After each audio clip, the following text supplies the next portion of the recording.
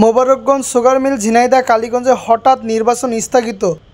5 জানুয়ারি 2025 সালে যে নির্বাচন হওয়ার কথা ছিল হঠাৎ স্থগিত করা হয়। 1965 সালে স্থাপিত মোবারকগঞ্জ সুগার মিল এটা পাকিস্তান রোডে তৈরি করা হয়। এই থেকে এই পর্যন্ত এখনও সুগার মিল চালু আছে, চলতেছে। 5 আগস্টের পরে এখানের যে নির্বাচনীয় অবস্থা ছিল সেটি পরিবর্তন। এরপরে কোনো নির্বাচন এই সুগার মিলে দেওয়া হয় না শ্রমিকদের।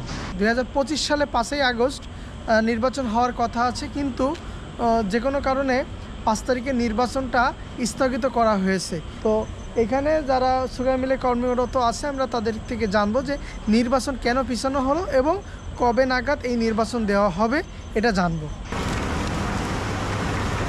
তফসিলটা পিছিয়ে দেওয়ার জন্য বলেছে, এর কারণ বা অর্থ হচ্ছে জেডিএল-এর থেকে একটা চিঠি আসছে যে যারা চুক্তিভিত্তিক কাজ করে ক্যাটাগরিতে এদেরকে কোন অবস্থায় রাখা যায় বা থাকতে পারে সেইটা দেখার জন্য বলা হয়েছে আর কি। ক্যাটাগরি অনেকগুলো আছে, চুক্তিভিত্তিক মেলাগুলো আছে। এরা মানে 7 সালে নিয়োগ, এর ভিতরতে অনেকেই গত 2-3টা নির্বাচনও করেছে, নির্বাচনের ভিতরে প্রতিনিধিত্বও করেছে।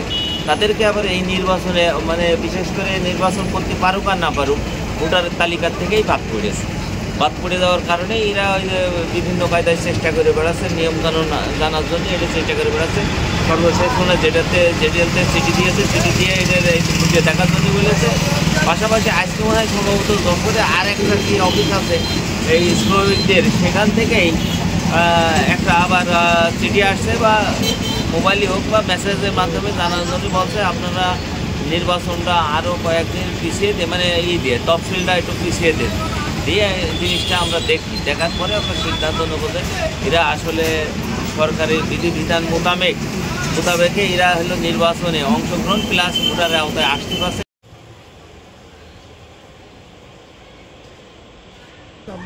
আমি মোহাম্মদ আব্দুল আলিম, মোবারকগঞ্জ সুগার মিলের গ্যারেজ মেকানিক্স।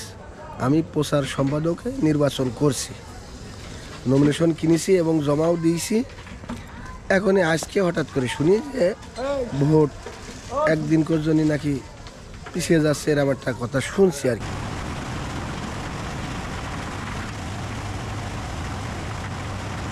5 জানুয়ারি 2025 সালে হওয়ার কথা ছিল মোবারকগঞ্জ সুগার মিলের নির্বাচন, কিন্তু আসন্ন নির্বাচনে হঠাৎ করে স্থগিত করা হলো। তার কারণ চুক্তিভিত্তিক যারা আছে এবং নতুন ভোটার তালিকা না করার পরে এখানে নির্বাচন দেওয়া হবে না।